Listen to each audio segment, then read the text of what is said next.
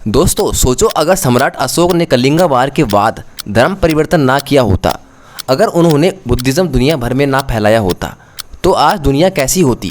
शायद अजंता एलोरा की गुफाएं कभी ना बनती, चाइना, जापान और श्रीलंका कभी बुद्धिस्ट ना होते, और इंडिया की आइडेंटिटी बिल्कुल अलग होती।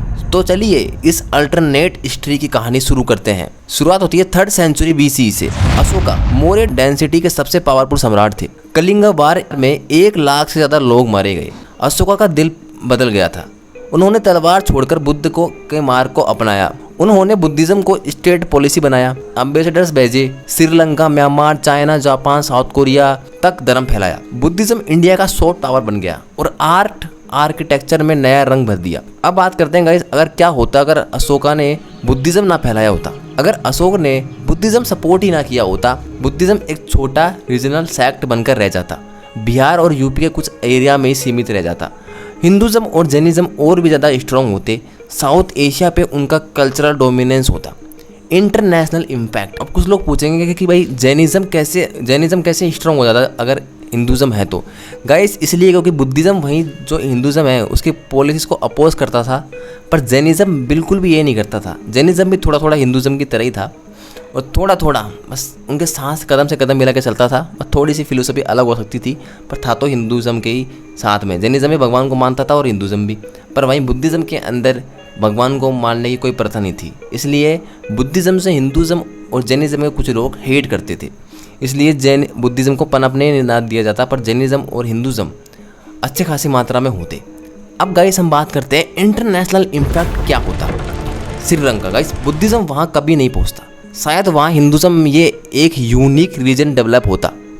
चाइना एंड जापान, वहाँ कन्फ्यूज़म और शिंटो जो कि उनके रीजनल पावरफुल रिलीजन है वो और पावरफुल बन जाते। क्या पता आज के ज़माने में कन्फ्यूज़म और शिंटो ही वहाँ के रिलीजन होते, या क्या पता जो अभी एथिस्ट है वही होते, पर बुद्धिज़्म तो बिल्कुल ना होता। South east Asia, Thailand, Myanmar, Cambodia, आज ये कंट्री बुद्धिज़्म के लिए जानी जाती है। उनके मंदिर बुद्धिस्ट टेम्पल के लिए जाने जाते हैं।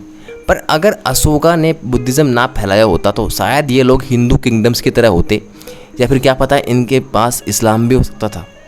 अब हम बात करते हैं इंडिया के बारे में। गाइस अजंता एलोरा की जो गुफाएं हैं, सांची स्तूप है, गंधर्व का जो आर्ट है, सब ना होते, इंडिया की पीसफुल स्पिरिचुअलिटी इमेज है दुनिया में ना होती, जो नरेंद्र मोदी कहते हैं ना कि मैं बुद्ध की धरती से आया हूँ, वो ना होता, बेस्ट की तरफ से सॉफ्ट पावर होती है इंडिया की, वो निखर के ना आ पाती।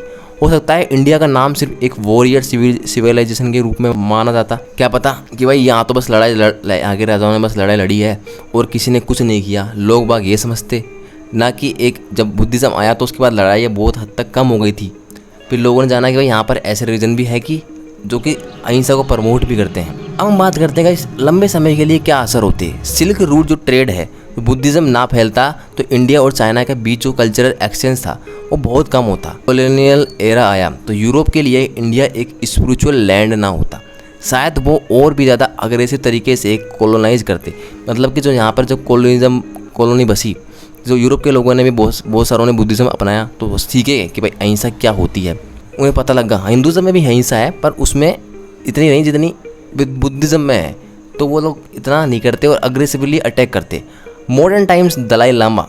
अब मॉडर्न टाइम की बात करें तो गाइस दलाई लामा है, बुद्धिस्ट फिलोसफी है, मेडिटेशन है, योगा का कॉम्बो है। ये ग्लोबल ट्रेंड कभी नहीं होता। यूनेस्को साइट्स में अजंता, सांची, बोधगया इंडिया के हेरिटेज लिस्ट आदि हो जाती, और जो बहुत सारे इफेक्ट पड़ते हैं बुद्धिज़्म के ना होने से। जो भीमराव अम्बेडकर ने बुद्धिज़्म अपनाया था वो शायद बुद्धिज़्म ना बना के क्या पता जैनिज़्म में कन्वर्ट होते, क्या पता है इस्लाम तो वो ना अपनाते, इतना मुझे पता है। क्या पता वो खुद का ही एक धर्म बना लेते, ये सब भी हो सकता था। दोस्तों अशोका का एक फैसला, तो गाइस ये सब हो सकता था अगर अशोका ने बुद्धिज़्म ना अपनाया होता। दोस्तों सम्राट अशोक के एक फैसले ने दुनिया का नक्शा बदल दिया। अगर उन्होंने बुद्धिज़्म ना फैलाया होता तो आज की दुनिया में शांति का पैगाम देने वाले एक बड़ी फिलोसफी शायद ना होती। तो अगली बार जब आप किसी बुद्धिस्ट स्तूप या मंदिर देखो या मेडिटेशन का नाम सुनो तो याद रखना ये सब एक सम्राट के दिल के बदलने की वजह से पॉसिबल हुआ था। और सोचो एक फ़ैसला पूरी दुनिया बदल सकता है। अगर आपके हिसाब से अगर अशोका बुद्धिज़्म ना फैलाता तो इंडिया और दुनिया कैसी होती? गाइस कमेंट में ज़रूर बताना। बस मैं तो इतना कहना चाहता हूँ कि कोई भी इंसान किसी धर्म से, कोई भी धर्म किसी इंसान से बड़ा नहीं हो सकता। आपने भले बुद्धिज़्म अपनाया, फिर भी आप अगर उसको पालन ढंग से नहीं कर पा रहे हो तो आपका कोई मतलब नहीं है।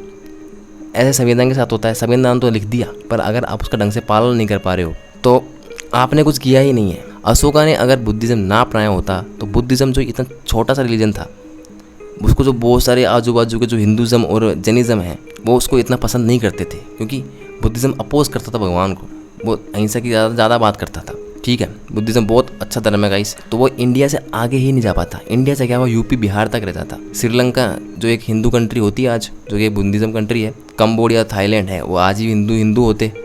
पर मैं तो हिंदू और बुद्ध को अलग मानता ही नहीं हूँ, पर कुछ लोग होते हैं जो बकवास करते हैं। पर बुद्धिज़्म में क्या है, वो ज़्यादा सॉफ्ट था कंपेयर टू हिंदुज़्म दोनों चीज़ें रखता था कि भाई जहाँ पर युद्ध होगा वहाँ पर युद्ध भी करना है, शांति की बात भी करनी है। जैनिज़्म में भी शांति थी, पर जैनिज़्म जो श्री भगवान हिंदुओं के भगवान थे उनसे ज़्यादा इन्फ्लुएंस थे। तो गाइस ये थी आज की वीडियो। अगर आपको ये वीडियो अच्छी लगी हो और कुछ अगर ये सीनियर होता तो कैसा होता, अगर ये वीडियो आपको अच्छी लगी हो तो प्लीज़ वीडियो को लाइक कीजिए, शेयर कीजिए और सब्सक्राइब कीजिए। मैं मिलता हूँ फिर आपको एक धमाकेदार वीडियो के अंदर से। तब तक के लिए आप अपना ख्याल रखिए। जय हिंद गाइस।